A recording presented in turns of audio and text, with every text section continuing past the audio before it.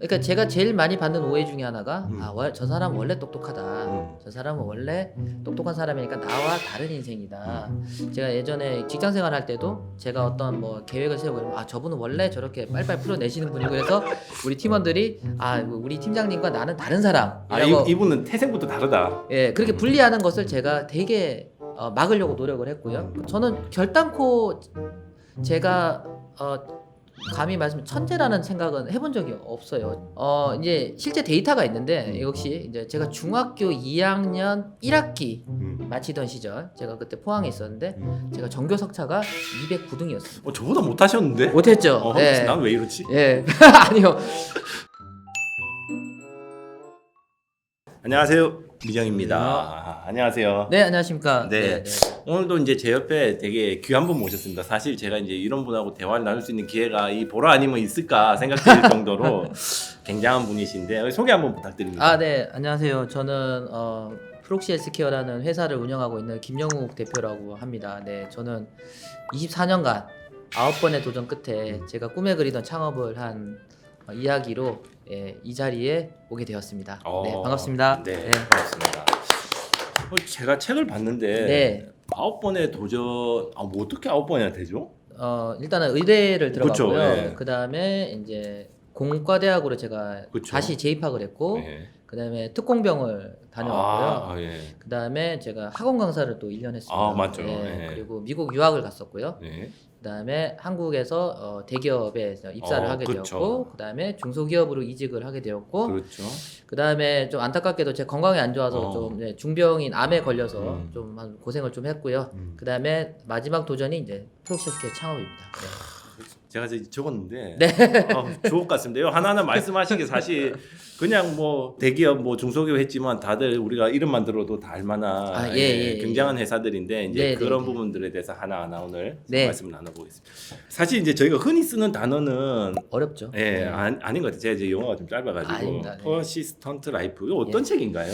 이 단어를 이제 책 제목을 이제 생각을 할 때도 과연 아까 앞서 말씀드린 이런 9가지 도전을 표현하는 하나의 단어가 뭘까를 이제 저는 좀 고민을 많이 했고 그리고 제가 이때까지 좀 그런 경험을 하면서 주변에 이제 소중한 분들이 저에게 해주셨던 말을 한 번씩 이렇게 또 좀 회고를 해봤어요. 근데 그때마다 등장하는 단어가 저 단어였습니다. persistent. 예, 굉장히 어려운 단어고 영어고 흔치 않은 단어지만 이 뜻이 뭐 집요한 끈질긴 뭐 인내심이 있는 이런 뜻이잖아요. 예.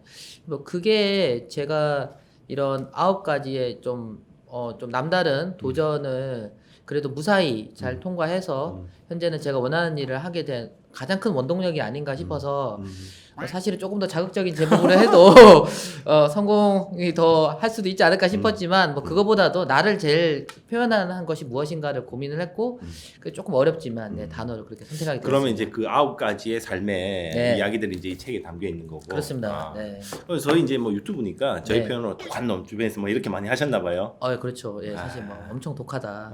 피도 눈물도 없다. 뭐 그런 얘기 종종 들었습니다. 네. 알겠습니다. 제가 보니까 이제 여기 출판사 써주신 분들도 보면 뭐 교수님, 다 교수님이시네, 대표님도 계시고 이런 분들이 이제 그러면 한결같이 우리 이제 김영욱 대표님은 독한 놈 그렇게 하셨군요. 네, 독하지만 약속을 지키는 사람이라는 게 좀 더 달랐던 것 같고요. 그러니까 이제 산술적으로 제가 뭐 공대 나왔으니까 24년간 9번의 도전이면 평균 채 3년이 안 되죠. 그죠. 예. 그렇게 보면은 되게 짧은 기간 동안에 제가 같이 했던 여러 인맥들이 있는 건데 여러분 3년이면 되게 긴 시간이기도 하지만 되게 짧은 시간이기도 하잖아요. 눈 감았다 뜨면 3년이죠. 그러니까 사원으로 입사한 사람이 대리되기 전에 맞아요. 그렇게 되는 거니까 어떻게 보면 잊혀질 수 있는 거거든요. 근데 감히 말씀드리건데 뭐 3년이라는 그런 평균 짧은 기간이었지만 그 기간 동안 좀 이렇게 열심히 하고 목표를 향해 도전하는 것이 좀 눈에 띄었던 것 같고요. 그래서 저한테 이렇게 뭐 좋은 얘기 해주시고 지금은 이제 저희가 창업을 해서 사업을 하는 모든 이런 기본적인 이런 협조자가 되어 주신 점이 저는 약간의 보람을 좀 느끼고 있습니다. 네. 그러면 이제 어쨌든 책 제목에서 이제 저희가 계속 이야기를 나누고 있는데 그렇게 이제 퍼시스턴트 끈질긴 집요한 흔히 뭐 독한 그냥 평범하게 살아서 사실 주변에서 독한 놈 이런 소리 듣는 사람들 보면 뭐 아니면 도거든요. 맞아요. 네, 성공 아니면 진짜 나쁘게 독하다. 예, 약간 예, 그런 예. 뜻인데 예. 그럼 대표님이 이렇게 9가지의 이런 도전과 마지막에 이제 창업이 어떻게 보면 이제 종착지라고 생각해도 될까요? 네, 맞습니다. 네, 네, 네. 여기까지 오는데 어떻게 보면 본인만의 이런 삶의 철학 예. 어떤 게 있을까요? 그런 질문을 이제 친구들이랑도 종종 해보면 이제 예를 들어서 미정님은 인생에서 가장 중요한 게 뭘까요?라고 물어보면 뭐라고 대답을 제가 하실 수 있을까요? 솔직히 예. 평소에 그런 질문을 네. 잘 안 주고받는데 그렇죠. 사실 돈이 중요하죠. 저 앞에서 이렇게 네. 했는데 네네네. 그러니까 이제 통상적으로 이제 저도 이제 친구들이랑 대화를 해보고 저는 이제 그런 식으로 생각을 항상 해보면 그러니까 뭐 행복이 나는 좋다, 그렇죠. 건강이 중요하다, 건강. 그다음에 경제적인 안정이 중요하다, 뭐 가족이 중요하다. 나는 좀 돈은 좀 적어도 그냥 한복한 안 빈닥도하게 가족. 살고 싶다. 이런 각자의 철학이 있잖아요. 네.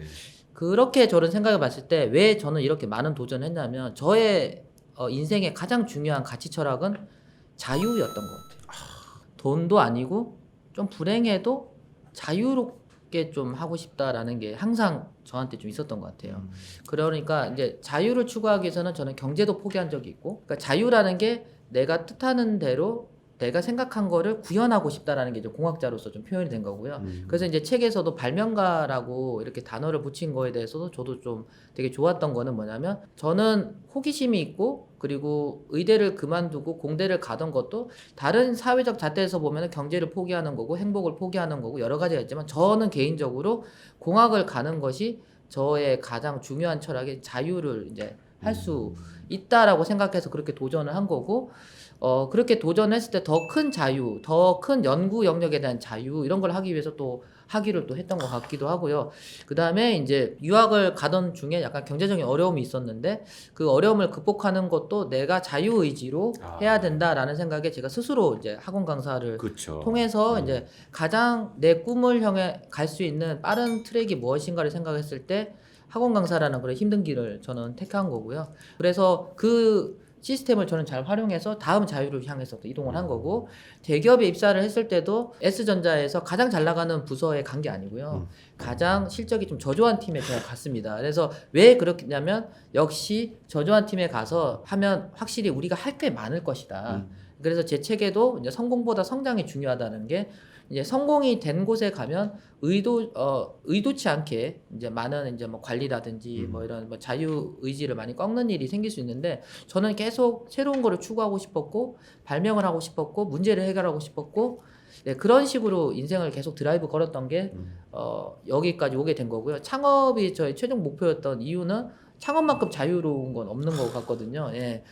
회사를 사업의 추진 전략, 그다음에 인재 등용, 그다음에 이제 재무적인 집행 이런 것들도 모든 것을 이제 자유의지에 발명가의 끝판은 창업이다라고 그렇죠. 생각을 해서 이제 가던 중에 이렇게 여기까지 오게 된 것 같습니다. 어떻게 보면 이제 네. 여러 9단계의 삶을 거치셨는데 네. 제가 듣다 보니까 각 단계가 이제 문제 해결을 위한 삶이었던 것 같아요. 맞습니다. 그럼 이제 제가 이제 책을 딱 읽다 보니까 네. 이분은 원래 똑똑한 분인가 네. 아니면 네. 공부에 관한 자신만의 어떤 뭔가 노하우가 있으신가? 왜냐하면 의대를 다니셨고요. 네. 의대를 이제 자퇴라고 하나요? 자퇴죠. 네, 자퇴하시고 서울대 공대를 갔습니다. 네. 서울대 공대를 7학기 만에 네. 졸업을 하시고 제가 너무 잘하네요. 홍보팀장 같은데 7학기 만에 회사 영입해야겠네요. 7학기 만에 졸업하시고 네. 미국에 있는 유수의 주립대 네. 제가 학교 이름은 알지만 네. 잘 모르시니까 유수의 주립대에 박사과정을 받으셨잖아요. 네. 그럼 굉장히 이제 이 공부적으로는 네. 거의 이제 뭐 성공을 하셨다고 볼 수 있는데 네.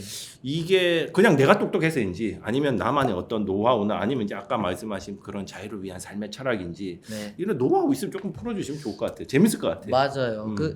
그러니까 제가 제일 많이 받는 오해 중에 하나가 저 사람은 원래 똑똑하다. 저 사람은 원래 똑똑한 사람이니까 나와 다른 인생이다. 제가 예전에 직장 생활할 때도 제가 어떤 뭐 계획을 세우고 이러면 저분은 원래 저렇게 빨리빨리 풀어내시는 분이고 그래서 우리 팀원들이 우리 팀장님과 나는 다른 사람. 이분은 태생부터 다르다. 예, 그렇게 분리하는 것을 제가 되게 막으려고 노력을 했고요. 그리고 그러면서 우리 팀이 그런 편견을 넘어서면서 이제 실적을 많이 낸 것 같아요.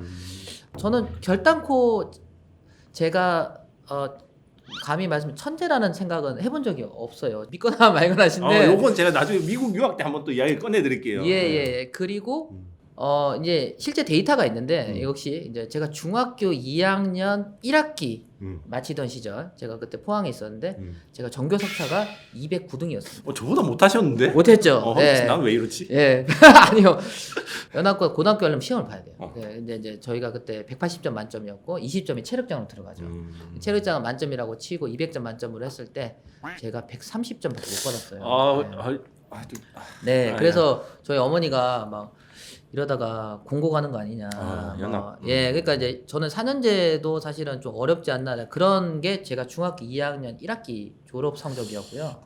그런데 제가 중학교 3학년을 이제 졸업할 때 제 전교 석차가 20등이 됐어요. 전교에? 예, 뭔가 계기가 있으셨나? 10배가 오른 거죠. 그 다음부터 이제 고등학교 가서는 제가 전교 1, 2등을 놓치지 않았는데 그게 그러니까 저를 설명하는 것 같아요. 뭐 저는 IQ가 뭐 아주 뭐 150 이상 되지도 않지만 그럼 중학교 2학년 1학기와 중학교 3학년 졸업할 때 무슨 일이 도대체 있었느냐? 그렇죠. 저는 중학교 2학년 1학기까지 공부를 왜 해야 되는지 필요성을 못 느낀 것 같아요. 예. 그러니까 학부모님들께 말씀드리고 싶은 거는 아이의 연산 능력이나 뭐 독해 능력을 향상시키는 것보다 정말 이거 뻔한 얘기라고 또 들으실 수 있겠지만 저는 몸소 경험을 했기 때문에 내가 공부를 왜 해야 되는지를 느껴야 돼요. 저는 그때 좀 가족이 좀 약간 불행한 일이 좀 생겼고 우리가 가족이 한 명 더 있었는데 안타깝게 이제 세상을 좀 떠나는 그런 이제 불행이 왔습니다. 예. 저보다 어리고요. 예. 그런데 그 당시에는 저는 이제 뭐 좀 약간 뭐 키도 작고 뭐 이래서 막 이렇게 약간 사춘기도 오고 이래서 공부보다는 막 이렇게 싸움도 하고 막 이렇게 놀러 다니고 막 자전거 타고 막 이랬어요. 근데 뭔가 내가 큰아들로서 맏아들로서 공부를 해야겠다라는 필요성이 딱 와닿았어요. 그 그때 이제 이벤트를 스스로. 겪고 그리고 우리 아버지 어머니께 내가 이렇게 하면은 정말 큰 불효를 하는구나라는 게 그 나이에 한 15살 나이에 느꼈어요. 느끼고 그다음에 환경의 변화가 있었어요. 제가 포항에서 중학교를 다녔는데 이제 대구 광역시로 이제 전학을 가게 되면서 뭔가 대도시에서 이제 새로운 환경에 접하고 하면서 이제 그러면서 제가 정말 이제는 공부를 해야겠다는 생각이 좀 들었고요. 그러다 보니까 어머니가 시키지 않아도 문제를 풀게 되고 물론 이제 뭐 제가 초등학교 때 뭐 주산학원을 다녀가지고 뭐 더하기 빼기 이런 거 좀 잘하고 뭐 그런 건 있었지만 예 실질적으로 공부를 왜 해야 되는지가 제가 어린 나이에 그 느끼게 되었고 그게 이제 아무리 200등 하던 그런 성적이 좀 우수하지 않은 사람이었지만 제가 진짜 열심히 했고요. 예를 들어서 고등학교 때는 제가 5시 반에 학교를 갔어요. 예. 5시 반에 학교를 가려고 하니까 겨울이 되니까요. 교문을 안 여는 거예요. 맞아요. 네, 교문을 안 열어서 제가 담을 넘어갔거든요. 그리고 나서 제가 교장 선생님께 찾아가서 5시면 5시 반에 교문 열어달라라고 얘기하니까 이제 교장 선생님이 야, 너 도대체 무슨 얘기하는 거냐? 그러니까 저 학교 옵니다. 그러니까 너 5시 반 집에서 출발한다는 거야? 막 이렇게 묻는 거죠. 예. 그래서 학교 와서 뭐 하냐 그래서 저는 이제 그때부터 이제 수학을 풀고 이렇게 합니다라고 해서 교문을 여는 거를 당겼어요. 예, 그만큼 저는 진짜 열심히 했습니다. 진짜 열심히 했고 그게 이제 표현하는 게 지금 책 제목처럼 퍼시스턴트한 거. 그 이후로는 공부를 누가 시키지 않아도 되게 열심히 했던 것 같아요. 네, 그래서 예전에 뭐 서울대 그 조기 졸업할 때도 저는 아침 7시 되면 학교 도서관에 앉아 있었고요. 밤 11시에 마지막 버스를 타고 집에 왔어요. 네. 나는 왜 그랬을까?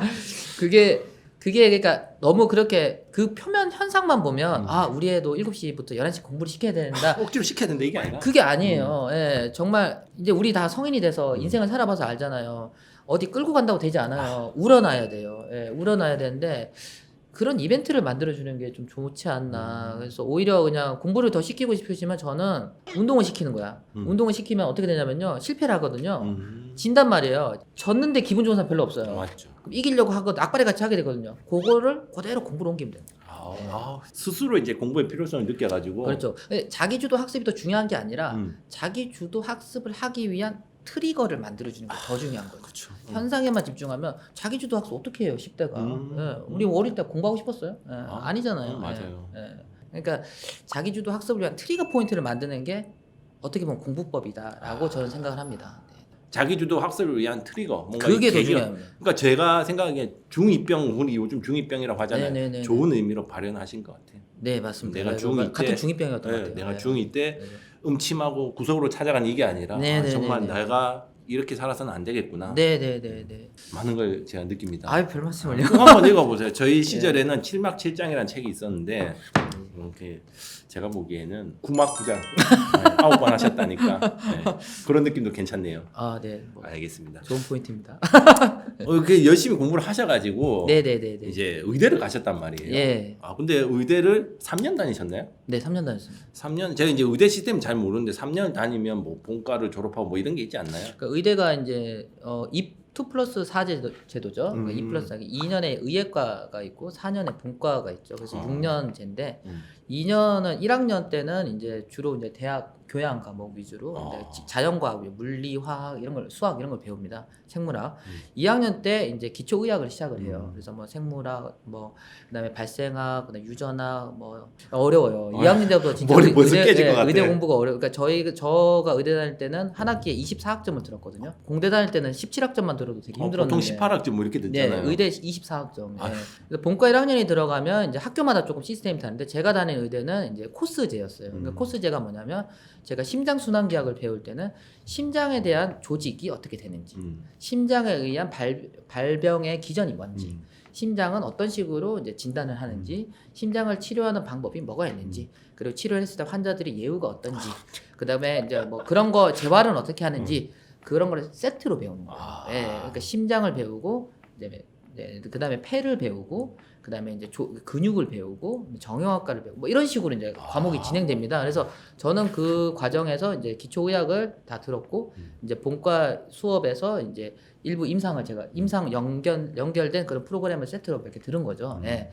그래서 제가 뭐 서울대 졸업 학점이 130학점인데 96학점을 들었으니까 아주 뭐 기본적인 이런 생물학적인 이런 거는 이제 다 배웠다고 볼 수 있고요. 그럼 예. 책에 보면 처음에 이제 의대를 가게 된 것도 어떻게 보면 본인의 의지라기보다는 네네네. 약간 부모님의 이제 의견도 있으셨고. 네네네네. 그럼 이제 의대를 다니실 때는 음. 뭔가 내가 예를 들어서 뭐 심장 전문의가 되겠다, 피부과 전문의가 되겠다, 뭐 이런 건 특별히 없으셨나 봐요. 그러니까 뭐 꿈은 계속 변하죠. 음. 근데 이제 저는 그 당시에는 소아과를 하고 싶었어요. 좀 이렇게 애기들이랑 이렇게 농담 따먹게 하고 이런 거 좀 좋아해서 좀 심각한 거 별로 안 좋아하거든요, 제가. 네. 그럼 이제 그렇게 3년 동안 정말 열심히 공부를 하셨는데 네. 왜 갑자기 이 보장된 삶을 이렇게 탁 내려놓고 네네네. 나오시게 된 계기 그리고 또 네. 이제 서울대 공대를 네, 간 뭐 이런 계기가 따로 있으셨나요? 의대를 왜 갔는지를 이제 제가 한번 돌아볼 시기가 있었어요. 2000년도에 의학분업 투쟁을 해서 우리가 수업을 안 받았어요, 그때. 의대생들이 한 6개월 정도 수업을 안 듣던 그런 시기가 있었는데 이제 수업을 안 듣다 보니까 이제 나는 의대에 왜 왔고 이제 그런 생각을 처음으로 하게 된 거죠. 예, 그러니까 제가 의대를 왜 갔냐면은 뭐 솔직하게 말씀드리면 의사 되면 돈 많이 벌 수 있으니까 뭐 그런 생각, 의사 되면 멋있으니까. 그 저희 때 종합병원이라는 이런 의학 드라마가 또 나와서 잘 아실 것 같은데 시대적으로 이제 의사 선생님들이 굉장히 부각이 되고요. 그다음에 특히 이제 제가 대학 가던 시절이 IMF 시절이라서 이제 또 마침 또 저희 부친께서 또 실직을 하시게 되고 이제 공대 나오셨는데 네. 그러다 보니까 이제 전문 직업에 대한 이런 고등학생들에는 이제 열풍도 있었고 그 상황에 이제 저는 이제 아까 말씀드린 것처럼 경제적인 안정성 그다음에 그 멋짐, 네, 존경받은 직업 이런 아주 그냥 겉에 보이는 그런 것에 제가 간 거고요. 그래서 그러다 보니까 이제 아까 제가 말씀드린 저의 인생의 제일 중요한 자유 의지가 이제 적용이 안 된 케이스였고, 저는 의학분업이 이제 시작되고 수업을 안 들을 때 저는 계속 그 생각을 했어요. 이제 정말 이거 계속 해야 되나? 이런 생각을 이제 문득문득 하게 됐고 3년이라는 시간이 되게 아깝다고 느낄 수 있겠지만 저는 오히려 그게 기회라고 생각을 했고요. 지금 빠져나와야지 나중에 빠져나오면 정말 인생에 잘못하면 패배자가 되지 않을까. 나이 더 들어서 힘들지 않을까. 그리고 이제 그 당시에 논리가 의대를 3년 더 다녀야 되는 상황이고 인턴 레지던트를 하면은 5년을 더 해야 되는 거예요. 그다음에 군대는 똑같이 안 갔으니까 11년 해야 되는 거죠. 근데 이제 당시에 제가 이제 얼추 생각했을 때 수능 다시 봐서 공대 들어가면 공대 4년 공부하고 뭐 석사 박사에서 하는 5년 하면 9년이고 군대 뭐 2년 현역으로 갔다면 11년이면 똑같네. 예, 똑같은데 내가 원하는 일을 할 것이냐, 표면적으로 드러나는 그것을 쫓아서 갈 것이냐라고 생각했을 때 저는 내가 원하는 걸 이제라도 해야겠다라는 생각이 들었고요. 물론 주변의 반대는 엄청 심했습니다. 아, 그죠. 네, 네. 제 아들이었어도 네. 반대했을 것 같아요. 쌍욕 들었어요. 저희 아버지 부모님이 이제 야 너 진짜 이래서는 안 된다 얘기해서 제가 한 일주일 정도 설득을 하고 근데 다행인 거는 그 당시 이제 수업 거부를 이제 6개월 정도 하게 되면서 어차피 수업을 안 듣는 기간 동안 저는 이제 대입 시험을 한 번 더 보게 해달라 그렇게 이제 협상을 한 거죠. 수업 거부가 없었으면 아마 부모님 설득 안 됐을 거예요. 예, 제가 또 그렇다고 뭐 부모님을 막 이렇게 등져가면서까지 그럴 또 캐파는 안 되거든요. 쫄린단 말이에요. 23살 어린 나이에. 그렇죠, 그렇죠. 예, 그래서 근데 그 상황이 그래서 제가 어디 뭐 다른 데서 얘기하면 오히려 그게 저한테는 행운이다라고 이렇게 약간 전화위복이네. 예, 그게 아니었어도 아마 의사 면허 따고도 아마 또 공대를 간다 이러면 더 문제가 되겠죠. 그러면 시간이 또 낭비되는 네, 형태가 네, 될 수도 네, 있으니까. 그래서 그렇게 이제 부모님이 설득이 됐고 이제 부모님은 이제 누구보다 저를 잘 아시니까 뭐 얘가 이런 생각 한다는 거는 뭐 자기 의지가 있는 거고 그리고 고집이 세니까 예, 아들 못 이기고 네, 기회를 주셨는데 이제 그때 이제 제가 원하는 거를 이제 할 수 있었던 거죠. 네. 그럼 이제 그때도 정말 독하게 공부하셨나 봐요. 네, 정말. 서울대도 아무나 가는 거 아닌데. 제가 4개월 수능 공부했는데 2달을 학원을 다니고 2달은 독서실에 독학을 했어요. 네, 제가 정말 죽이 살기로 했죠. 그때도 이제 뭔가 나만의 의지로 한 거니까 내가 그렇죠. 왜 공부를 해야 되는가를 절실한 거죠. 네, 절실하고 네. 하신 그러니까 거니까. 야 너 이거 지금 잠깐 학교 쉬고 수능 한번 봐봐 몇 점 받는지 보자 이게 아니고 제가 인생을 걸고 한번 해봐야 되는 거니까 죽이 살기로 했죠. 진짜. 우리 반수하시는 분들 보면 학교 지금 마음에 안 드는데 그냥 대충 마음 더 볼까 약간 이런 마음으로 하는 사람들이 많은데 그게 아니셨단 말이에요. 그렇죠. 예, 그게 제일 중요한 것 같아요. 왜 이거를 시작하느냐가 명쾌하고 그게 누가 봐도 솔직하고 진솔되게 얘기를 하면 그건 될 것 같아요. 제가 보기에는. 예. 그래서 이제 의대를 자퇴를 하시고 이제 우리 김용욱 대표님의 이제 이 삶을 이제 따라가고 있는 머릿속으로 상상한 이제 쫙 9가지. 멀고도 험한 길이네. 예, 의대를 자퇴를 하고 이제 공대로 가셨단 말이죠. 이제 공대는 사실 특별한 에피소드가 없어가지고 네. 뭐 어쨌든 정말 열심히 공부하셔가지고 네. 7학기에 이제 졸업을 하셨어요. 네. 그 다음에 이제 미쿠로 네. 이제 준비를 하셨는데 네. 네. 그리고 이제 아까 이야기한 것처럼 저희가 뭐 원래 똑똑한 분 아니냐 했는데 미국에는 상상도 못할 그런 천재들이 많다면서요. 엄청 많습니다. 그죠 이야기 좀 해주시죠. 그게 그러니까 미국 박사 학위를 받는 게 굉장히 어렵다는 말씀을 뭘로 드릴 수 있냐면 네. 제가 다닌 학교가 네. 전기 컴퓨터 공학과로 박사 과정생으로 70명을 뽑아요. 한 해에 70명을 뽑아요. 근데 한 해에 박사 배출이 몇 명이 되냐면요. 20명이 됩니다. 뭐 3분의 1 정도? 네. 그러니까 흔히 우리가 생각해 박사 과정 들어가면 언젠가 박사 따겠지라고 생각하지만 한 해에 20명밖에 박사가 안 나와요.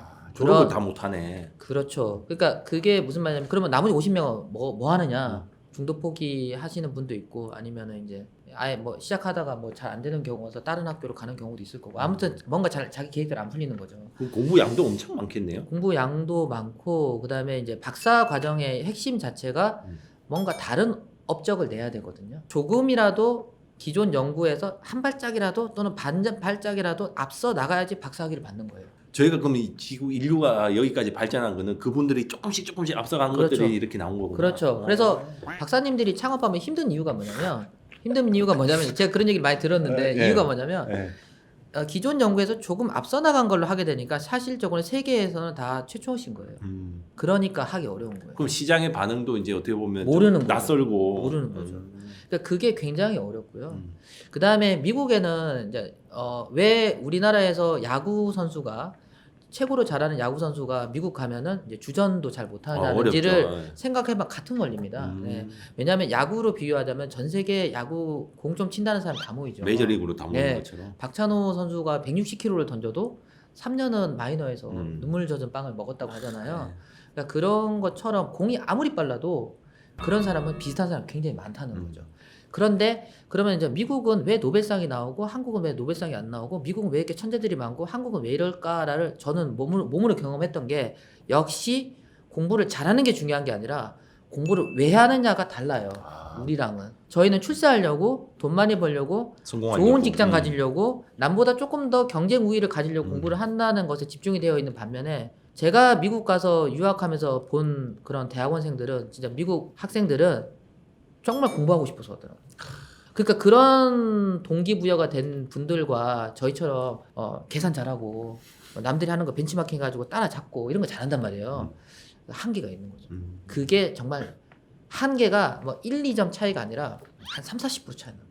한 두세 단계 차이가 난다고 제가 느꼈어요. 그 정도로 그러면 그 사람들은 머리도 똑똑하고 그렇죠. 그다음에 의지도 다르네. 다르죠. 시작점이 아예. 다르죠. 정말 공부를 우리가 생각하는 즐긴다는 것보다 더 즐기고 있어요. 예를 들어 야구 선수로 비유하자면 야구 선수가 이제 우리는 집단 이거 단체 훈련하고 뭐 스프링 캠프 가고 그 전에 어디 가고 뭐 공 던지기도 아마 제일 많이 던질 거예요. 예. 그런데 외국에 가면 자율 훈련이거든요. 예. 그래서 이제 우리나라 선수들이 컨디션 조절이 좀 실패한다고 하는 이유가 자율 훈련을 해본 적이 없는 거예요. 우리는 뭐 코치님이 막 시키고 하루에 몇 개 해 이렇게 하면 잘하는데 근데 야구 선수들 뭐 지금 뭐 싸이 영상 받거나 뭐 명예전당에 헌납된 분들 중에 아시아나 또는 국제적인 이런 국적을 가진 분들이 그렇지 많지 않다는 게 그 문화가 굉장히 중요한 거죠. 그래서 공부나 이런 연구에 대해서도 이제 왜 하느냐가 달라서 그게 표면적으로는 야, 저 천재는 절대 따라잡을 수 없겠다. 천재급 인재가 많구나라는 게 그게 눈에 띄더라고요. 그래서 저는 되게 궁금했어요.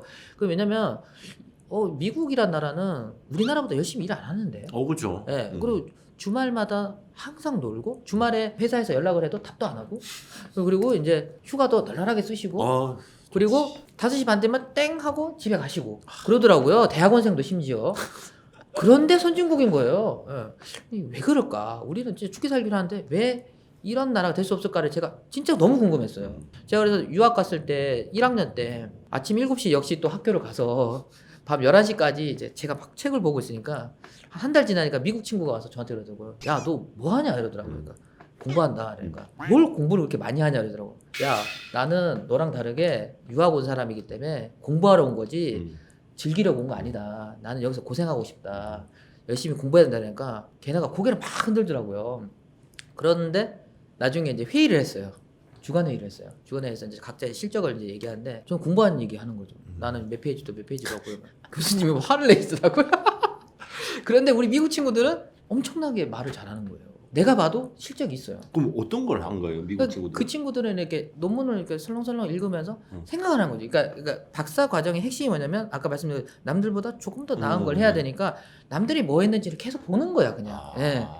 우리는 막 연산하고 막 문제 풀고 책 읽고 막 읽었던 거 2번, 3번 읽어서 머릿속에 암기를 해야 되고 막 이런 식으로 저는 공부를 했는데 1학년 때 한 발자국 더 앞서 나간 걸 얘기하는 주제로 딱 디스커션 하니까 할 말이 없는 거죠. 저는 계속 뒤를 보고 있었네. 그렇죠. 근데 그 친구들은 내가 어느 학교 MIT에서 나온 이런 논문을 읽어봤더니 요즘에 연구 트렌드가 이런 거 같고 이런 컨셉이 우리한테 적용될 수도 있다. 될 수도 있을 것 같다라는 아주 애매한 건데 훨씬 나은 거예요. 저는 뭐 교과서만 파고 있으니까 20년 전에 쓴 교과서를 거기서 제가 큰 충격을 받았고 그때부터 제가 11시까지 공부를 안 했어요. 안 하고 나도 비슷하게 가보자. 뭔가 이제 삶의 계기가 계속 찾아왔네. 그렇죠. 예, 거기에 좀 많은 게 좀 달라지게 됐죠. 이제 미국 유학 시절은 소위 말해서 이제 학비도 비싸고, 네네네. 물가도 비싸고, 엄청 비싸죠. 언어의 장벽도 있고. 오늘 가시기 전에 영어 잘 하셨어요? 이것도 제가 유학 갔다 왔다고 하니까 당연히 영어 잘하겠지라고 하는데. 제가 지금 영어 나올 뻔했어요. 예, 근데 저는 이제 경상도 출신이고요. 제가 한번 제가 얼마나 영어를 못했는지를 일화를 말씀드리면 우리 중학교 때 영어 배우죠. 네. 처음에 딱 만나면 How are you? How do you do? How do you do? How do Nice you to do? meet you. My name is 영우 킴 이러잖아요. 그래서 자 친구를 딱 만난다고 해가지고 이제 머릿속에 암기한 거예요. How do you do를 하고 싶었던 거예요. 이제 정형화된 문법. How are you도 아니고 How do you do? 를 말하고 싶었던 거예요. 그럼 상대는 How do you do로 대답을 해야 되는데 저도 다 기억나거든요. 다이알로그가. 맞아요. 예, 앤드류 기억나시죠? 예, 기억납니다. 예. 근데 How do you do를 해야 되는데 악수를 하면서 나도 모르게 How old are you를 한 거예요. 예.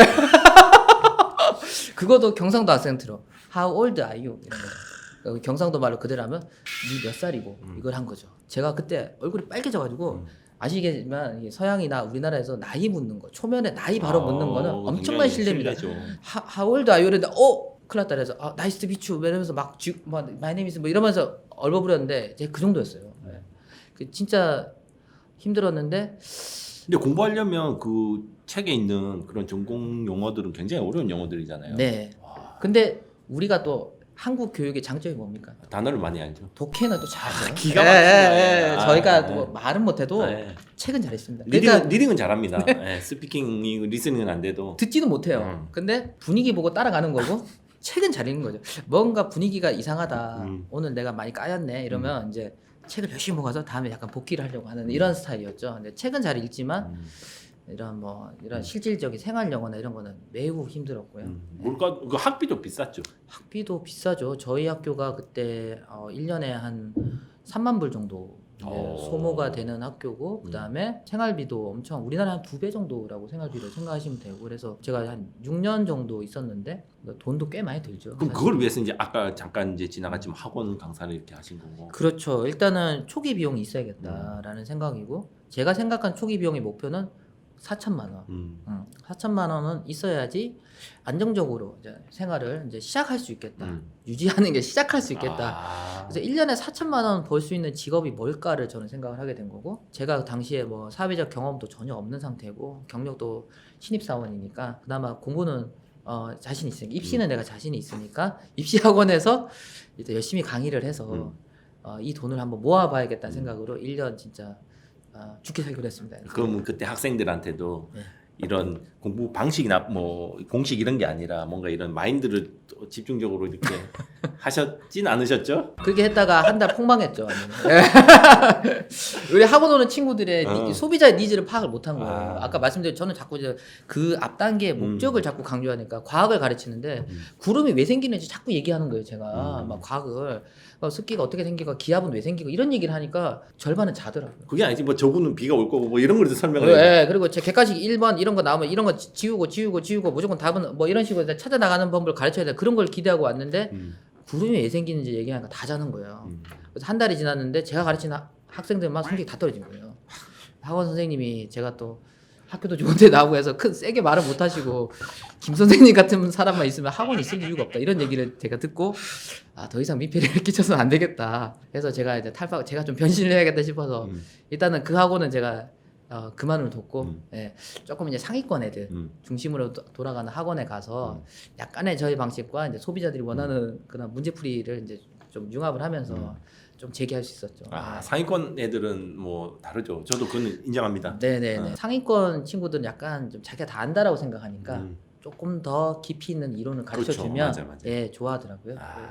삶에 또 마케팅 포인트도 잘 인지하시고 대단하신 분입니다. 그때 좀 좌절감이 컸습니다. 내가 잘하는 입시에서조차도 경쟁력이 없구나라는 걸 느꼈을 때 진짜 큰 좌절감에 들어갔어요.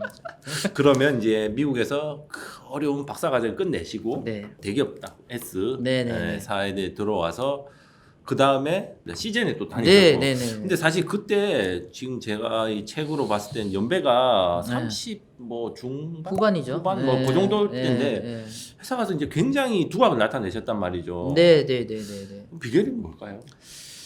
회사에 가면 문제는 항상 있죠. 그리고 많죠. 우리는 그러니까 특히 이제 제조업이나 이런 물건을 소비자들이 직접 팔아야 되는 곳은 항상 문제는 있습니다. 저의 좀 남다른 점은 뭐 이 문제를 표면적인 거를 분석하는 게 아니라 근본적인 거를 좀 해결하려고 노력을 많이 했고요. 그렇게 분석만 하면은 잘못하면은 그 팀에서는 불평불만만 하는 사람이 될 수 있어요. 그런데 저는 그거를 실천에 옮기는 추진력이 있었고요.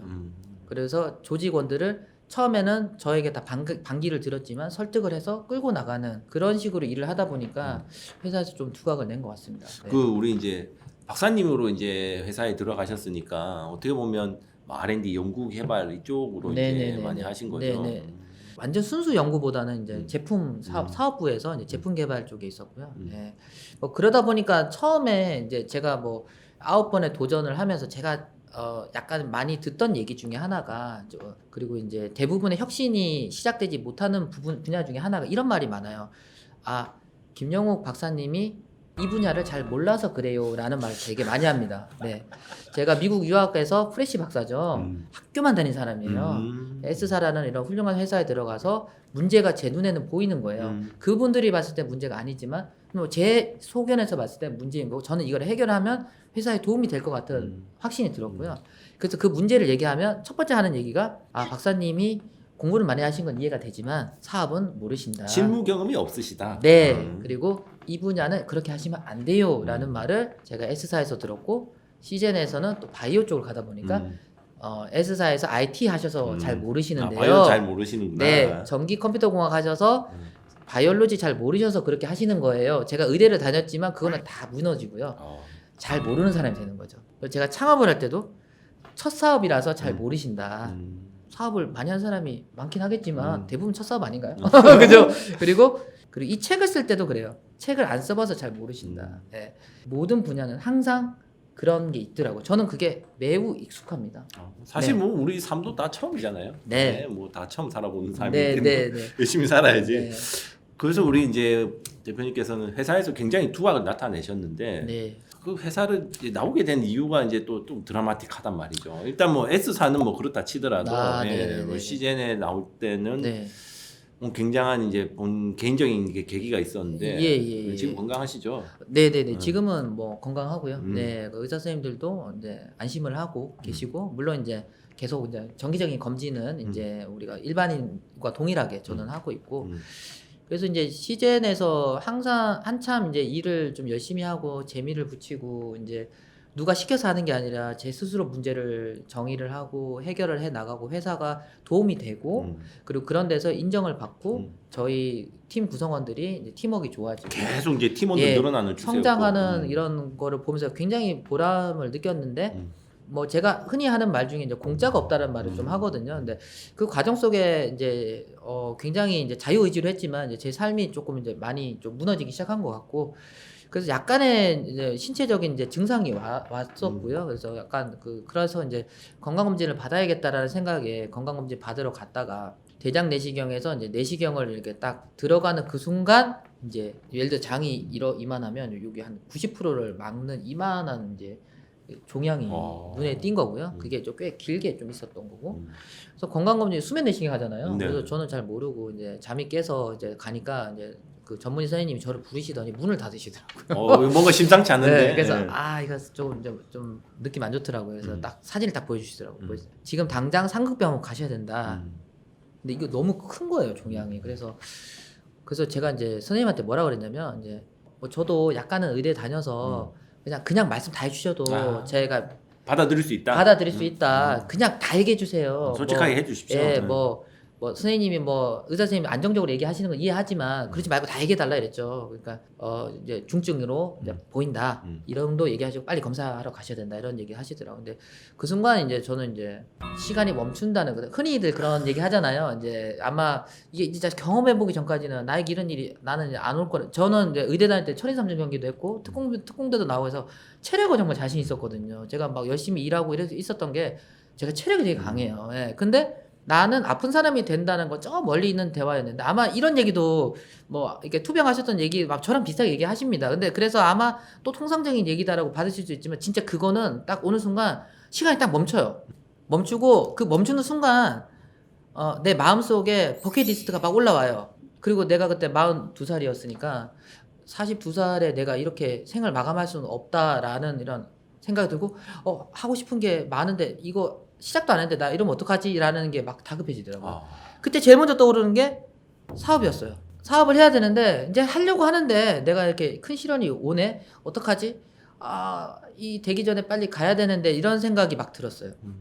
아니 여기서 제가 이제 잠깐 느낀 건데 저도 이제 물론 그런 경험은 없지만 어디 드라마나 영화나 뭐 이런 거 보면 그 순간에는 주마등처럼 예전 일이 확 스쳐 지나간단 말이에요. 맞아요. 근데 이제 버킷리스트가 스쳐 지나간다 하니까 또 좀 여기서 이번 좀 다르네 이런 생각을 했는데 그게 뭐냐면 이제 과거에 나는 왜 이렇게 힘들게 살았을까 사서 고생을 한다는 인생을 왜 살았을까를 저도 계속 고민했어요. 나도 좀 편하게 살고 싶고 행복하게 살고 싶은 마음이 왜 없었겠어요. 근데 그렇게 하기 위해서 마지막 골을 가야 되는 게 그게 떠오른 거죠. 내가 이때까지 이렇게 힘들게 여러 가지로 열심히 하게 된 거는 이거를 하려고 하는 찰나에 나에게 이런 시련이 오니까 좌절감보다도 이거 빨리 내가 만약에 진짜 극단적으로 내가 남은 생이 얼마 없더라도 이거는 몇 개월에도 내가 해보고 가야겠다는 생각밖에 안 들었어요. 정말입니다. 네. 그래서 병원에 들어가서도 이제 저는 의사 선생님이 뭐 이런 확률도 있고 저런 확률도 여러 가지 경우의 수를 얘기하시잖아요. 그런 경우의 수보다도 일단 진단 과정에서도 일단은 빨리 해봐야겠다. 뭔가 빨리 결과가 나와야 되겠다. 뭐 일단 시작을 해야겠다라는 생각이 일단 급선무였고 그리고 이제 이거를 이제 어느 날 하늘 뚝 떨어져서 제가 뭐 프록시스케어라는 회사를 생각한 게 아니라 가슴속에 계속 품고 있었던 거기 때문에 유학 시절부터 계속 품고 계셨던? 예. 이게 제가 유학에서 하면서 제가 개발한 기술로 창업하는 거기 때문에 기술 개발하는 시점부터 생각을 했던 거고 그리고 이제 뭐 회사 생활하면서 이렇게 뭐 상급자 분들한테 보고도 많이 하고 그러다 보니까 이제 보통 요약 정리 이런 게 잘 되잖아요. 예. 그렇죠. 네. 그러다 보니까 머릿속에 정리가 딱 되고 이제 꺼내기만 하면 되는 상황이다 보니까 저는 바로 어머니한테 노트북을 갖다 달라 이래가지고 병원에서부터 작업을 하기 시작했고요. 그러면 그 치료 과정에서부터 네, 어쨌든 다행히 이제 뭐 예후가 괜찮아가지고 네네네네네. 이제 거기서부터 이제 사업 계획서를 확 쓰고. 네네네네네. 그게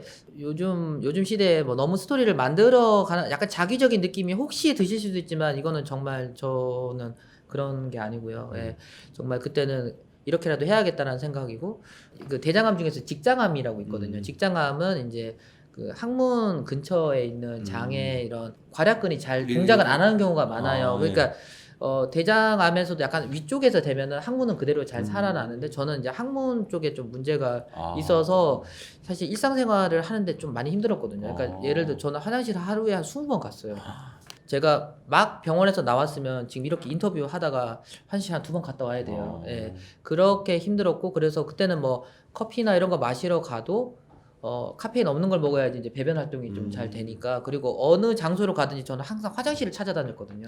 화장실 앞에 앉아 있어야지 빨리 하고 이제 갈 수 있으니까. 그렇죠. 그리고 이제 뭐 기저귀도 한 6개월 정도 제가 착용하고 다녔기 때문에 예후가 뭐 지금은 매우 이제 건강해지고 했지만 막상 창업해서 법인을 등록하고 뭐 창업 경진대회 나가고 이럴 때만 해도 제가 그렇게 막 컨디션이 좋은 상태는 아니었어요. 그렇지만 누가 시켜서 역시 자유의지 로 하다 보니까 키워드는 자유의지다. 예 하다 보니까 이렇게 성과도 좀 난 것 같고요. 예 그다음에 이제 제가 그 동안에 이런 9번의 도전을 했던 과정을 나름 좀 진솔하게 좀 봐주시는 이런 주변 분들이 다 도와주시고 의사 친구들, 공대 친구들, 군대 후배들, 네 유학 친구들, 드림팀이네. 네, 삼성에서 재직했던 동료분들, 시젠에서 저와 함께했던 그 직원분들이 다 도와주셔서 지금 우리 회사가 이렇게 빨리 클 수 있었던 겁니다. 네. 그럼 지금 이제 저희가 8개까지 이야기를 했습니다. 네, 8개까지 이야기했는데 이제 마지막 9번째 이야기를 하기 전에 진짜 삶이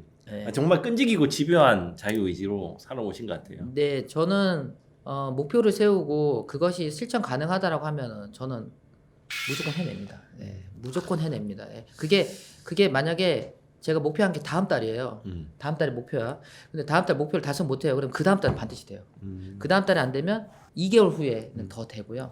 그렇게 항상 하다 보니까 이렇게 많은 도전을 하면서 배운 것 같아요. 그런 게. 그래서 뭐 감히 여러분들도 가슴속에 뭔가 두려움에 약간의 두려움은 그걸 허들 넘는 게 중요하거든요. 근데 그런 것도 이제 도전을 하시다 보면 이제 그 목표 자체가 이미 실현이 돼 있는 경우가 있습니다. 정말 있습니다. 예, 그 허들을 한 번만 넘어보면 다음 허들은 더 크더라도 조금 더 수월하게 넘을 수 있고. 맞습니다. 한 번이 어려운 거죠. 예, 그 한 번이 그러면 중학교 2학년 때 오신 건가? 그런 것 같기도 해요. 예, 그러니까 뭔가 200등 하던 사람이 고등학교 차석 졸업하고 서울대 우등 졸업을 하게 되니까 이거는 공부에 대해서도 예를 들어 제가 아무리 모르는 분야를 가도 예를 들어 단기간에 따라잡아야 되는 이런 거에 대해서는 좀 자신이 붙더라고요. 예. 한번 넘어보 특히 공부에 대해서 한번 넘어보니까 네네네. 내가 다음 허들은 또 더 쉽게 넘을 수 있겠다. 그렇죠, 더 높아도. 그렇죠. 예.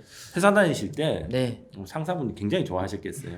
뭔가 이제 오더를 내리면 야, 우리 영욱이는 뭘 해도 해와 뭐 약간 이런 느낌인데 제가 지금 맞습니다. 그래서 제가 옛날에 모시던 분이 지금 제 밑에서 일해요.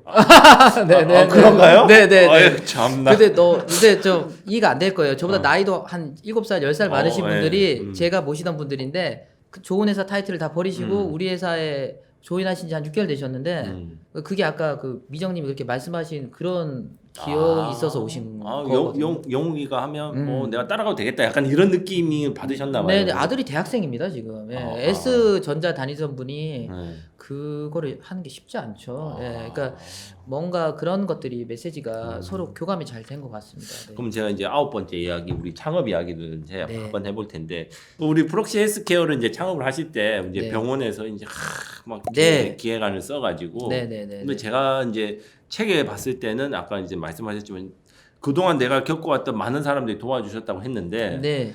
그래 영욱이 네가 하는 거면 나도 투자를 하겠다. 위에 모시던 분들 네네네. 그런 이야기 한번 좀 해주세요. 네, 그러니까 저희가 회사를 시작할 때 상황이 일단 뭐 대표도 건강이 건강 리스크가 딱 네, 있지. 썩 좋지도 않은 상태고 그다음에 우리가 뭐 성과가 있는 회사도 아니었거든요. 처음이니까. 그 1인 기업이었고 그리고 이제 박사학위 시절에 논문 하나 딱 있는 거죠. 그것도 이제 박사학위 논문 가지고 이제 이런 칫솔 사업을 하겠다라고 하니까 주변에서는 뭐 그들떠 보지도 않았어요. 소위 말해서. 예. 그럼 근데 시즌에서 다시 오라고도 했죠. 했죠. 예. 그래서 시즌에서는 이제 제가 이제 병이 나을 때까지 휴직을 하고 복직을 해라라고 했는데 이제 저는 이제 뭐 이런 삶의 이런 중차대한 이런 이벤트를 겪다 보니까 이제 내가 정말 원하는 걸 바로 가야겠다라는 생각이 들어서 이제 제가 복직은 안 했고요. 그런 상황에 시즌에서 제가 모시던 그 상무님이 제가 이제 그때가 9월에 창업을 했는데 12월이 됐을 때도 우리가 뭐 신통찮았어요. 예. 창업 경진대회 뭐 소위 말해서 제 뭐 학벌, 제 이력 그런 걸로 뭐 상도 좀 타고 이렇게 했지만 우리가 뭐 사업적인 큰 두각을 내는 뭔가 전환점을 맞이하는 이런 건 아니었거든요. 일단 저의 그때 목표는 시제품을 빨리 만들어서 우리 기술을 소비자들이 경험할 수 있게 해주겠다는 집중하던 상태였고 시제품 개발에 이제 집중할 때였는데 아까 그런 이제 초기 열악한 상황이어서 한 3개월 정도 하는 거를 이제 예전에 시즌의 상무님이 이제 또 이제 보시다가 이제 저를 딱 만나서 제가 앞으로 이렇게 하겠다라고 얘기를 하니까 뭐 제품도 없었고요. 이제 그분은 뭐 우리 기술을 경험하지도 않은 상태에서 저한테 그러시더라고요. 예. 뭐 김영욱 대표가 하는 거면 나는 무조건 간다.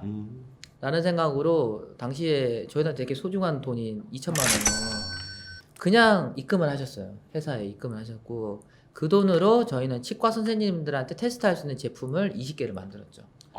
그 제품으로 저희가 치과 선생님들 설득을 시켰고 우리 제품이 효과가 있다는 걸 증명을 했고 거기서부터 우리가 이제 시작된 거죠. 뭔가가 이제 회사의 전환점이 마련된 거죠. 그러니까 사실 그 기간 동안에 뭐 상무님도 상무님이지만 제 의대 친구들이 또 엔젤 투자로 그러니까 상무님이 제일 먼저 하셨고요. 의대 친구들은 양치를 한번 딱 해보더니 야 이거 괜찮다. 좋다. 그러니까 의사 선생님들이 좋다고 하니까. 그럼 믿으면 하지. 예. 그렇게 해서 이제 저희가 한 1억 5천 원 정도를 이제 돈을 좀 투자를 받게 됐어요. 예. 근데 이제 가장 첫 번째 돈이 제일 중요하죠. 예.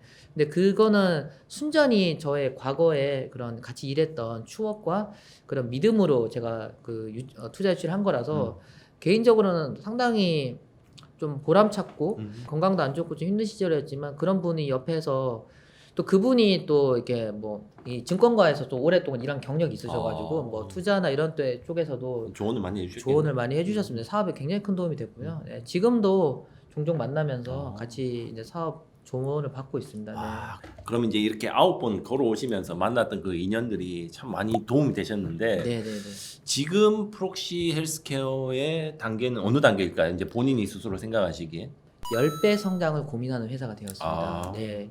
더 이상 우리 기술이 시장에서 의심을 받는다는 것은 다 해결이 됐고요. 학술적 검증 또한 마쳤고 우리는 데이터가 풍부한 회사입니다. 네, 그래서 일단은 우리가 10배 성장을 앞으로 어떻게 하기 위해서 회사를 어떻게 꾸려나가야 되느냐가 저희들의 화두고요. 10배 성장을 하기 위해서는 글로벌 진출을 해야 됩니다. 그래서 그런 거를 생각하는 그리고 핵심 멤버들도 구성이 인재 영입도 완료가 어느 정도 되었고 이제 실무진을 조금 더 이제 붙여줘서 우리가 10배 성장 곱하기 10 이제 1은 됐으니까 우리는 0이었지만 이제 1은 됐고 1을 10으로 만들어야 되고 10을 100으로 만들어야 되고 지수함수로 이제 커나가기 위한 이제 초기 변곡점에 있는 단계다라고 말할 수 있습니다. 네. 그렇죠. 이게 내가 뭐 광고하려고 그런 게 아니라 지금 이제 촬영이 이제 메이드 돼가지고 우리 대표님께서 이제 샘플을 트로마츠 이게 칫솔 샘플을 주셨는데 정말 괜찮아요. 한번 꼭 써보시고 감사합니다. 저희가 뭐 광고 방송이 아니니까 요거는 여기까지 하겠지만 어쨌든 본인의 기술로 이렇게 직접 시제품을 만들어 가지고 이제 10배의 성장을 그럼 이제 앞으로 다녔던 회사들만큼 이제 크게 키우는 게 목표로. 그거는 조금 시간이 걸리지 않을까? 시제도 굉장히 큰 회사가 돼버려가지고. 그거 쉽지 않습니다. 그 정도 되는 회사 되면 저는 출세하는 거죠. 홍보팀장? 네네네. 좋습니다. 네네. 그래서 제가 이제 책을 읽다가 좀 와닿았던 게 사실 이제 저희 나이 정도 되면 이제 아버지가 사실 뭐 조금 이제 기력도 세하시고 조금 이제 하시는 일에서 이제 조금 뒤로 물러나는 약간 그런 연배가 되시는데. 맞습니다. 저는 이제 굉장히 와닿았던 게 아버지를 이게 또 뭐라고 지금 제 밑에 계시죠? 스카우트 하셨더라고요. 그것 좀 설명해 주시죠. 그러니까 이제 제가 또 사업에 대한 생각을 하게 된 것도 이제 저희 아버지가 이제 건설업 쪽으로 레미콘이라는 업종으로 콘크리트 이렇게 만들어내는 업종으로 사업을 오랫동안 하셨어요. 아, 사업을 하셨구나. 예. 근데 이제 기술 창업은 아니시지만 이제 사업을 오랫동안 하셔서 근데 이제 기술 창업이 아니다 하고 영업 위주로 이제 회사가 이루어져야 되니까 스트레스 굉장히 많이 받으셨고요. 아, 근데 그런 과정에 저는 이제 호기심이 많아서 이제 좀 이제 많이 이제 노출이 되다 보니까 사업이라는 이 주제 자체가 제 인생에서 저 멀리 떨어진 그런 건 아니었어요. 예. 만약에 저희 아버지가 공무원이셨고 뭐 이랬다면 조금 더 제가 조금 허들을 넘어야 되는 거였지만 저희 아버지가 사업을 오랫동안 하셔서 그런 거에 대해서는 사실은 좀 이제 익숙함은 조금 있었죠. 예. 그렇지만 이제 건설업이고 아까 말씀드린 것처럼 저는 전자업종이고 바이오고 첨단 기술이라고 이렇게 하면 상당히 동떨어져 있습니다. 그리고 저희 아버지는 뭐 전문대학교 나오셨고 뭐 저처럼 뭐 유학을 가거나 영어를 하시거나 뭐 이런 건 아니고요. 그래서 우리 아버지가 생각하는 김영욱은 자기보다 월등히 뛰어난 가방끈에 항상 자기보다 공부 잘했던 아들 그리고 언제나 속 썩이지 않는 아들, 고집센 아들, 뭐 이렇게 이제 뜻이 굉장히 강한 아들. 그래서 뭐 조언보다는 이제 응원해줘야 되는 부모로 이렇게 생각을 하셨던 거죠. 그런데 제가 막상 이 이제 사업을 하면서 이제 우리가 개발도 중요하고 하지만 사실 이제 영업, 마케팅, 뭐 이제 재무 관리 매우 중요하지 않습니까? 근데 그런 면에서 제가 사업을 하고 2달 만에 아버지에게 진솔한 조언을 구하게 되더라고요. 그러니까 뭐 말씀하신 것처럼 뭐 부모님이 저를 제일 잘 아신다고 생각할 수 있지만 뭐 저도 지방 출신이고 고등학교 졸업과 동시에 집과 나와서 24년을 살았으니까 사실은 저를 제일 모르는 사람이 부모님이세요. 그러니까 아까 말씀드린 삼성에서 어떻게 일했는지 이런 거는 몰라요. 그냥 고등학교 시절에 열심히 공부하고 모범생 아들로 이제 기억이 남는 거죠. 그러니까 저를 가장 모르는 사람이 어떻게 보면 부모님이더라고요. 맞아요. 예. 그래서 이제 사업을 하겠다고 했을 때 아버지가 처음으로 하시는 말씀이 야, 너는 땅도 없고 사람도 없고 공장을 어떻게 지을 것이며 건강도 안 좋은데 지금 하겠다는 게 말이 되냐? 잘할 수 있겠냐? 그렇죠. 우려를 하시는 거죠. 아버지가 하시던 사업은 땅이 있어야 되고 돈이 있어야 되고 사람이 있어야 되거든요. 그럼 안 그러면 아무것도 못 하거든요. 그래서 제가 2달 정도 하다가 보니까 아버지한테 조언을 구하게 되더라고요. 그래서 아버지랑 밤새 한 4시간 정도 얘기를 한 적이 있어요. 제가 설계한 사업 전략을 보여드리니까 조언을 해주시는데 너무나 저 가슴에 와닿는 조언을 해주시더라고요. 예. 기술을 알려야 된다. 뭐 이런 얘기. 뭐 사실 뻔한 얘기일 수 있는데 되게 와닿게 말씀해 주셨어요. 경험에서 또 이제 말씀하신 그렇죠. 게 있으니까. 예. 그러다 보니까 이런 분이 우리 회사에서 같이 일을 해주면 좋겠다라는 생각이 저는 들었고 그리고 일단 회사가 돼야 되니까 그래서 제가 2019년 연말 가족 모임을 강릉 경포대에서 했는데 제가 호텔에서 호텔 TV에다가 제 노트북 연결해서 가족을 앉혀놓고 PT를 2시간 했어요. 사업 전략 뭐 이런 네네. 쫙 이렇게 하면서 마지막 메시지는 뭐였냐면 그래서 아버지가 저를 도와주셔야겠다. 여기를 맡아주셨으면 좋겠다. 그렇죠. 하실 수 있겠냐. 하셔야 된다. 그리고 포항에 사시던 집을 울산으로 옮기셔야 된다. 이런 얘기를 한 거죠. 그러니까 저희 아버지가 약간 가슴이 약간 뜨거워지셨겠지. 울리셨는지. 그러니까 맞아. 아들이 항상 자기보다 공부 잘하고 모범생이고 자기가 어떤 코치하기보다는 스스로 가는 걸 그냥 응원만 옆에서 그냥 주변인답게 응원해줘야 되는데 자기에게 이런 역할을 준다는 게 뭔가 저희 아버지 말을 그대로 빌리자면 자기 인생을 인정받은 것 같은 느낌이다라는 걸 얘기를 하시더라고. 그러더니 저한테 하시는 말씀이 자기는 남은 여생을 이 프록시 헬스케어의 성공을 위해서 몸 바쳐서 일할 각오가 되어 있다. 이렇게 얘기를 하시더라고요. 저한테. 그래서 그게 약간 울먹이면서 말씀하시는데 저는 이제 마음속으로 오케이 됐다 싶어요. 사실 이제 이 영상을 보시는 뭐 한 40대 중후반 되시는 분들 보면 부모님들한테 이제 용돈 드리고 뭔가 이제 부모님들이 평소에 지병으로 아이고 허리야 뭐 이렇게 하면서 점점 이제 기력이 새해가는 과정을 겪으시게 될 텐데 용돈 대신에 일을 드리고 급여를 드리고 그러니까 용돈을 그 당시에 40만 원 드렸는데 40만 원 급여 받고 하셔라. 좀 너무한데 이거. 이거 신고하셔. 아버님 신고하십시오. 저희 아버지가 하는 말이 인생의 가장 적은 급여다 이러시더라고요. 자기가 살면서 임시직을 해본 적이 없대요. 근데 제가 임시직으로 했거든요. 지금은 임시직 아니지? 지금은 정규직 4대 보험까지 들어드렸죠. 그렇죠. 지금 이제 정상적인 급여 나가고 있는 거죠. 조금 그래도 깎아서. 아버지 지금 이거 신고하십시오. 사실 제가 그 대목을 읽으면서 저도 이제 어느 정도 이제 나이가 있다 보니까 좀 이제 아버지 생각이 나더라고요. 그렇죠. 예, 예, 예. 좀 울컥하더라고요. 어른들이 그러잖아요. 너도 부모 돼봐라. 너도 네 나이가 내 나이 돼봐라. 알 거다라고 말하는 거를 저는 그걸 이번에 경험을 한 거죠. 사업을 하면서. 예. 그 이제 우리가 창업을 이제 이렇게 하셨는데 사실 이제 요즘 시대는 대창업 시대입니다. 네, 예, 그렇죠. 젊은 친구들이 자기만의 어떤 특히 이제 모바일 플랫폼 시대가 되면서 네네네네. 이렇게 어플이나 이런 거 많이 개발하잖아요. 네네네. 우리 창업을 꿈꾸는 혹은 창업을 이제 막 예. 우리 대표님의 보다도 예. 창업적으로 따졌을 때 또 후배들에게 네네네. 해주고 싶은 조언. 네. 그거 한마디만 딱 하고 마무리하겠습니다. 네. 일단은 창업의 난이도는 과거나 지금이랑 똑같은 것 같아요. 그러니까 예전에 아버지 시대 때 창업한다고 하면 잘못하면 폐가 망신한다 이런 거 하잖아요. 맞아요. 예. 그게 지금도 유효합니다. 예, 지금도 어렵고요. 사회적으로 창업이라는 것에 대해서 긍정적으로 보는 시각이 형성된 거지. 창업을 해서 살아남아서 나름 그래도 뭔가 업적을 이루기는 여전히 어려워요. 여전히 어렵기 때문에 창업을 하시는 게 중요한 게 아니라 이 난관을 극복할 수 있는 의지가 있어야 되거든요. 이 의지는 또 뭐 훈련 받는다 되는 게 아니라 내가 이 창업을 왜 하지를 생각해서 마음속에 똘똘 뭉친 답을 먼저 만드는 게 제일 중요한 것 같습니다. 우리나라는 창업하기 매우 좋은 나라인 것 같아요. 뭐 지원 프로그램도 많고요. 그다음에 뭐 투자도 굉장히 활성화되어 있고 앞으로 투자는 더 활성화될 것이고 그런데 이 창업가가 그런 똘똘 뭉친 동기부여가 없으면 역시 이게 그래서 마치 쉬운 것처럼 보이는데 결단코 쉽지 않습니다. 네. 뭐 저도 이 과정을 오면서 제가 인생에 많은 도전했던 것들이 이제 밑거름이 돼서 돌파를 할 수 있었던 거지 아마 처음 했으면 저도 엄청 힘들었을 것 같아요. 예. 그래서 그것을 돌파할 수 있는 정신력을 가지는 게 가장 중요하다. 그래서 창업을 하신다는 마음을 만약 먹고 있으시다면 미국 애들처럼 이렇게 뒤로 스텝백 하셔가지고요.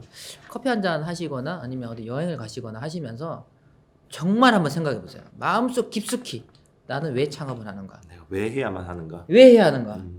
왜 이 직장을 그만두고 왜 취업을 안 하고 왜 아버지가 하시던 일을 물려 안 받고 왜 나는 이 어려운 길을 갈 것이냐? 왠지 멋있어 보여서 남들이 다 하니까 내보다 공부 못한 애가 창업을 하니까 또는 뭐 친구가 하니까 나도 해야 된다. 이거 안 돼요. 절대 안 됩니다. 그거에 대한 답을 조금이라도 찾으시면 하면 돼요. 스스로 먼저 그걸 발견하고. 진짜 중요합니다. 대표님은 그럼 뭐 어떤 건가요? 저는 이게 내 인생을 그리고 내가 만든 기술로 이 세상에 한 명이라도 더 쓰게 만들겠다라는 그런 의지가 있거든요. 예. 그래서 겁없이 하게 된 거고요.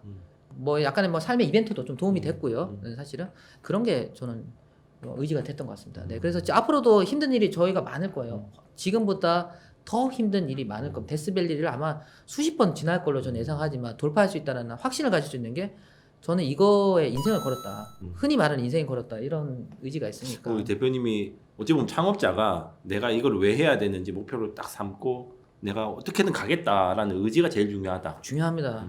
정말 중요합니다. 아이템은 바뀔 수 있어요.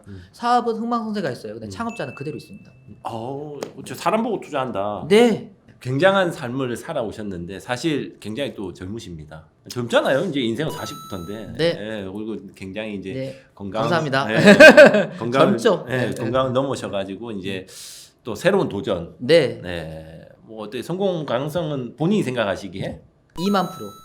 2만 %. 2만 % 성공 확신합니다. 말하기 네. 입 아프네. 그러면 네. 이제 앞으로 계획은 이제 어떠신가요? 그러니까 저희가 이제 기술이 이제 다방면에 좀 적용될 수 있어요. 그래서 저희가 일단은 오랄케어 중심으로 칫솔 제품으로 시작을 하지만 향후 이제 의료기기, 그다음에 이제 산업 생활 전반으로. 예, 생활 전반에도 유사한 문제가 많습니다. 사실 이제 제가 네. 그 책을 읽고 상품을 아니까 샤워를 하다가 이제 샤워 부스에 물때가 껴 있더라고요. 네, 이게 네. 바이오 필름인가 이런 거 닦을 수 있는 기술이 있으면 어떨까 뭐 그렇죠. 그런 생각이 좀 했는데 이제 말씀하시는 게 뭐 네, 산업 네. 전반으로 이제 예, 나의 바이오 필름 기술을 활용할 수 있는. 네. 그런 쪽으로 기술을 확장해서 네. 아까 말씀드린 것처럼 처음에 말씀드린 것처럼 기술을 혁신하는 바이오 필름을 제거하는 새로운 방식을 전 세계에 펼쳐나가는 그런 기업이 되는 게 목표고요.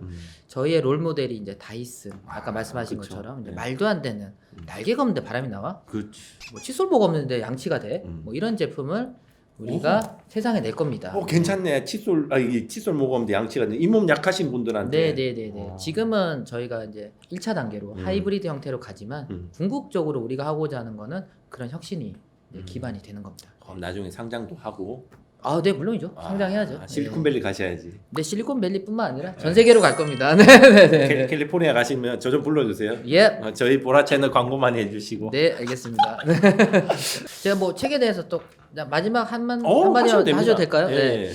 저는 이 책을 쓰면서 과연 누가 읽으면 가장 좋을까를 좀 생각해 봤어요. 네, 그러니까 제가 입시도 많이 해봤고 이직도 해봤고 그다음에 이제 창업도 해봤고 유학도 가봤고 그러니까 제가 9번 도전한 것 중에 하나라도 유사한 것이 있다라고 하시는 분이 있다면 예를 들어 고등학생 같은 경우 어느 학교를 가야 될까 어느 과를 가야 될까 그다음에 대학생 같은 경우에는 나는 나중에 어떤 일을 해야 될까 유학 가고 싶은데 어떻게 해야 될까 영어 참 어려운데 어떻게 해결해야 될까 창업하고 싶은데 대기업에서는 어떻게 일을 해야 되지 중소기업에서는 어떻게 일을 해야 되지 불행하게도 조금 건강이 안 좋으신 분들이 있다면 이 책을 읽으시고 좀 희망을 가지셨으면 좋겠다 뭐 그런 의도로 이 책을 뭐 부끄럽지만 네 진솔하게 좀 써보려고 노력을 했고요. 그런 메시지가 전달이 조금이라도 된다면 네, 저는 너무 행복할 것 같습니다. 네네네네. 알겠습니다. 오늘 어쨌든 우리 귀한 시간 내주셔가지고 네. 좋은 말씀 많이 해주시고 네. 또 이렇게 걸어오신 길들 참 젊으시지만 아직도 이제 여러 가지 길을 많이 걸어오셨는데 앞으로 또 우리 프록시 SKO도 잘 되시기를 제가 멀리서 한번 기원하겠습니다. 네 감사합니다. 우리 귀한 시간 내주셔서 감사합니다. 여기까지 하겠습니다. 네, 고맙습니다. 감사합니다.